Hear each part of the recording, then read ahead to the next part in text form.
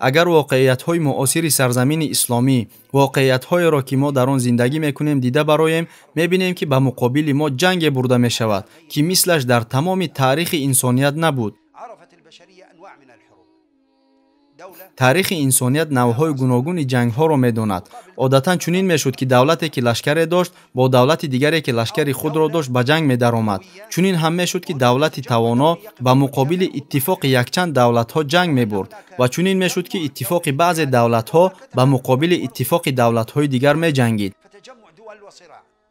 اما وقتی که ما نمونه‌های این جنگ‌ها را به واقعیت خود می‌سنجیم می‌بینیم که هیچ یکی از آنها موافقت نمی‌کند. آیا شما تصور کرده می‌توانید که کاملاً همه دولت‌ها بر ضد کسی برای جنگ جمع آمدند؟ چنین به نظر می‌رسد که رسول خدا صلی الله علیه و سلم عیناً درباره این حالت سخن رانده گفته است و شما ملت‌ها حمله خواهند کرد. واقعاً همه ملت‌ها همان طوری که خورندگان یکدیگر را به دسترخوان دعوت می‌کنند. همه ملت‌های سیاسی در یک جنگ علیه خلق‌های اسلامی شرکت دارند. اما آیا این خلق‌های اسلامی قدرت حربی دارند؟ نه. اهالی آسایشته عراق ندارد. آیا آنها قدرت اقتصادی دارند؟ نه. کشورهای اسلامی از فقر و بحران تا درجه عذاب میکشند که تنها الله میداند.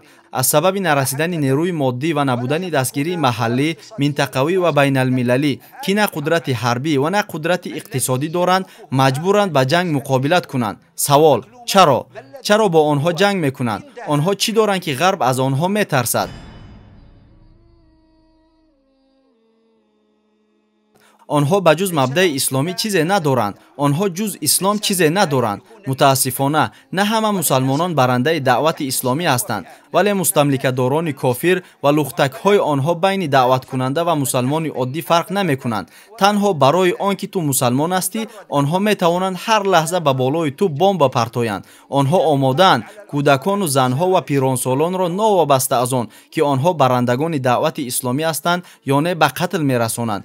خصوصیت دیگر این جنگ این است که اسلام و نظام‌های آن به ملت‌ها تهدید نمی‌کنند. مبارزه جسمانی، جنگ بین دولت‌ها همیشه در سطح راهبران آنها برده می‌شود، ولی نه در بین خلق‌ها. اسلام تنها دین عبادت نیست که در آن تنها نماز و روزه موجود است. نه، اسلام دینی است که می‌خواهد حکمرانی کند تا مردم را موافق قانون‌های الله راهنمایی کند. همین طریق اگر در یگان منطقه اسلام سیاسی بالا رود، آن چنان قوت به دست می‌آورد که بر ضد آن جنگ خیلی گران ارزش و سه‌مقیاس و دشوار را آغاز کردن لازم می‌آید. با دیدن این گونه خطری بزرگ برای خود و دیدن آن که اسلام یک نظام حکومت و سیاست است، دشمنانش حتی پیش از به دست آوردن قدرت با او می جنگند. زیرا اگر اسلام را به حکمرانی بگذارند، روزی می رسد که مردم خودشان اسلام را دسته دسته قبول می کنند. چرا؟ زیرا آنها بزرگی این دین، غمخواری عادلانه آن را نسبت به آدمان می بینند، یا حداقل در زیر حکمرانی او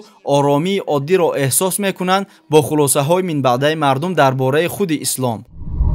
تماشابینان گرامی، اگر خواهید که نوارهای ما زود و بردوام برآیند، پس زیر کردن تکمچه لایک را فراموش نکنید. البته در شبکه ما ابونه شوید و ویدیوهای ما را به دیگران برسانید، زیرا رساننده مثل عمل کننده صاحب مکافات می‌گردد.